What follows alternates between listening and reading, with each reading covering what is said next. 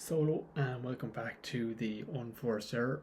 We're right in the thick of Wimbledon 2024. So we're here this evening to recap kind of round four and some of the kind of headlines of the tournament so far and look ahead to the quarterfinals and potentially the semi-finals. I'll be back on Friday evening to preview the women's and men's final. The women's will be on Saturday, the men's will be on Sunday. So it's bubbling up nicely. The whole tournament had a lot of rain delays last week and everything like that, but it's been caught up and there's been some surprises. There's been some great games already and a lot to look forward to now as the week progresses. So first off, we'll recap a few of yesterday's results. Alcaraz beat Humbert, the Frenchman, in 4 sets. A little bit inconsistent from Alcaraz. It's hard to know where his baseline level is at. He still turned it on when he really needed to and produced some world-class shots when he has to, and he seems to have a switch, and I guess he's learning how to balance that switch throughout games and throughout a Grand Slam tournament where you have to play 7 matches over 2 weeks. He's learning to play when he's not at his best.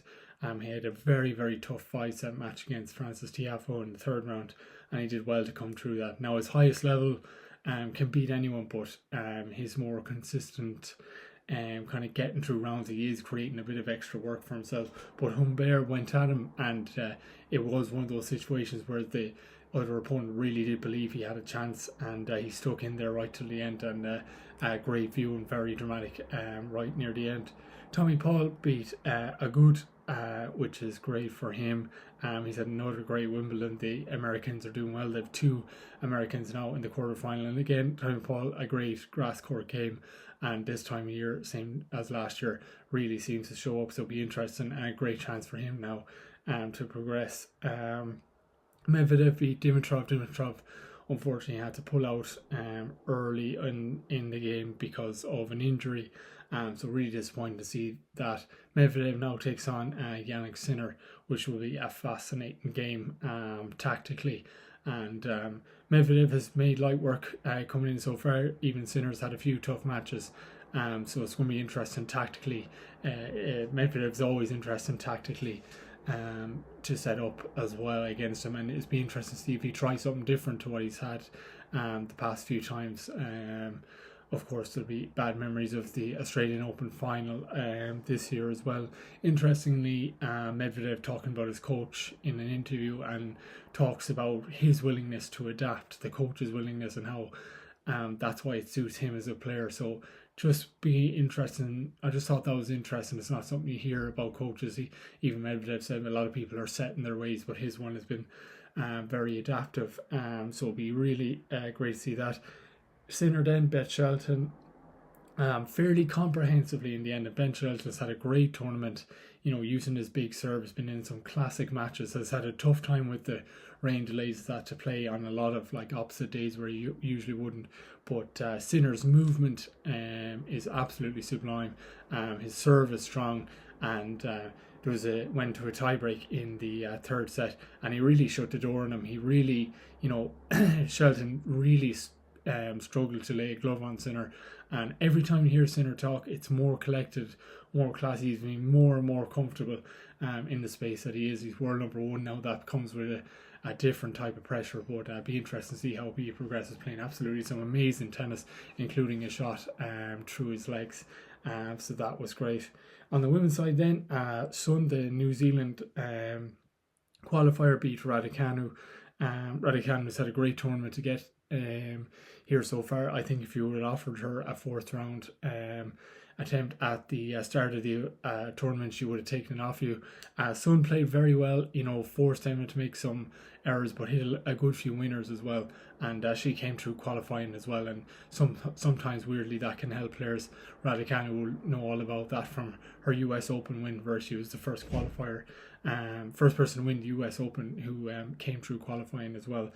So just someone who's very comfortable on grass, and a great win for her. Congratulations. In a tough environment, centre court obviously, Raducanu would have had the majority of the support there. So hats off to her. A great game was had between Donna Vekic and Paula Badosa. This was outside on one of the outside courts, and it got rain delayed. I think it was delayed and returned about 3 different times. So a long day for these two girls.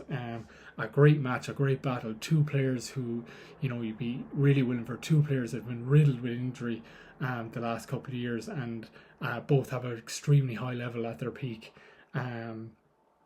Great to see them both playing back in form. It was tit for tat, the first Donna Vekic got out ahead, then the rain delay came, then Paula Badosa probably did better in that second, third, and then it was anyone's game really at the end. But just a great tough battle, tough for them to come on and off, warm up, warm down, especially with all the injuries, and grass is hard enough in itself.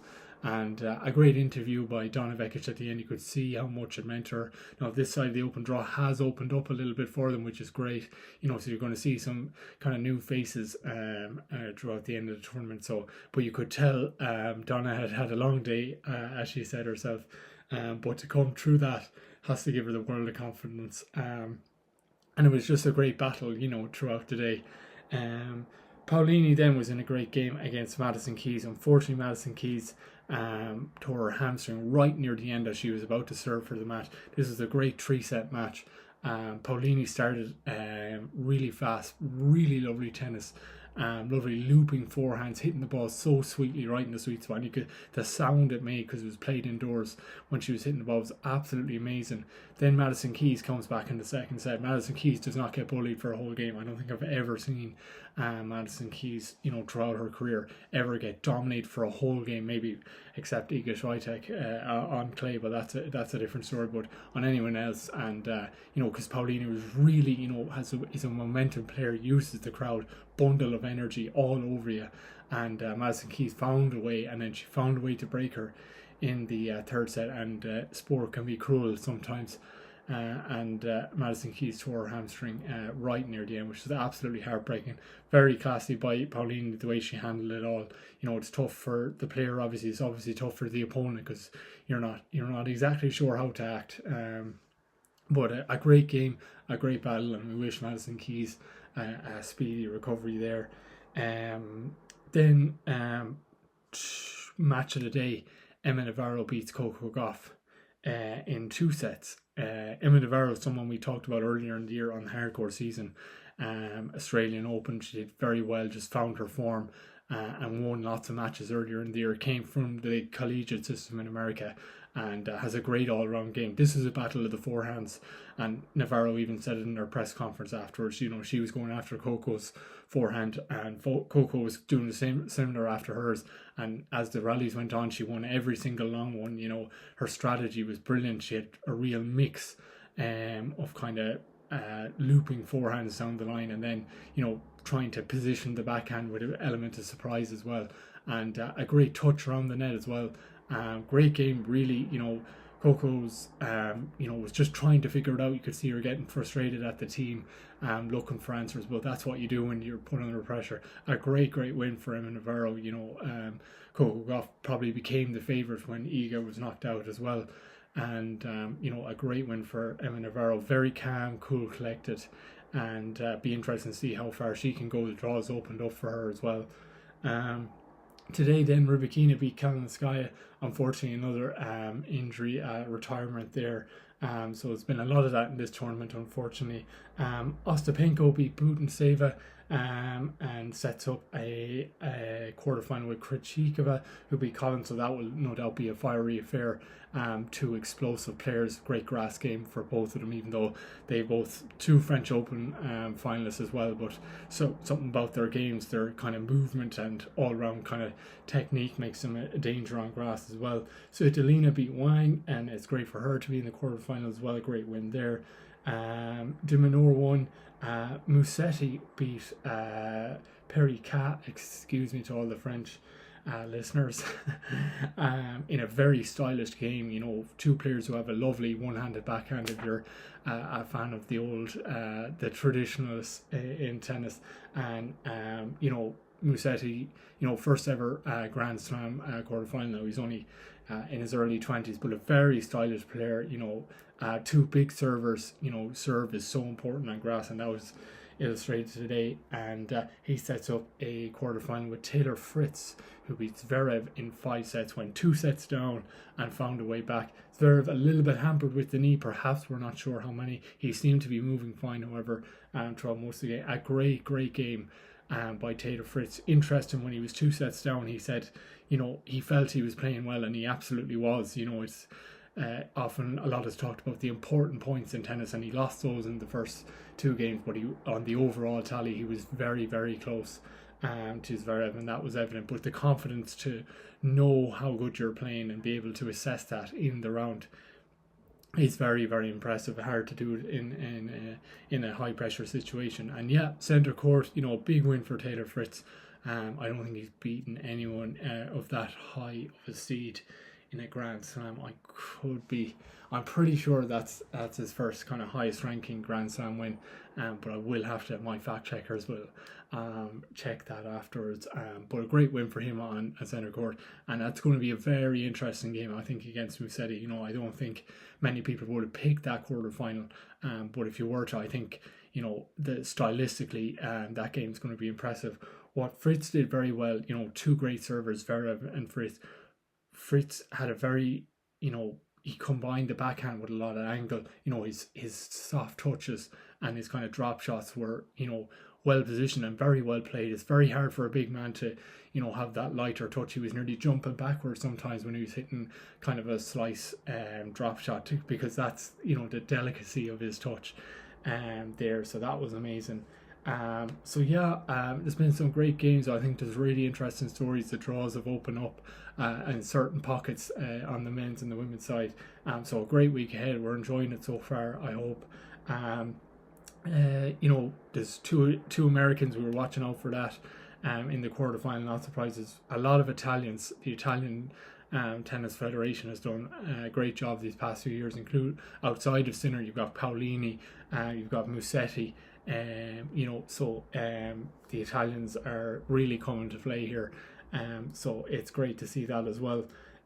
So I think the thing I'll be looking out for on the men's side is, as big and important as the serve is, it's about variety. I think that's where Fritz had the edge there. So I think in key moments when there's 2 great servers, we're going to see a lot of tie breaks, and it's going to be about picking the shots. It's your strategy. It's a chess game.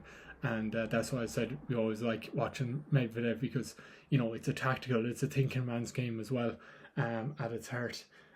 So we'll look ahead and we'll enjoy the quarterfinals and semi-finals. I hope to be back Friday evening to give a preview of the finals of the women's and the men's. I know there's a lot of other sport going on as well, and I'd just like to finish with a kind of word on Andy Murray, just a small kind of tribute to him.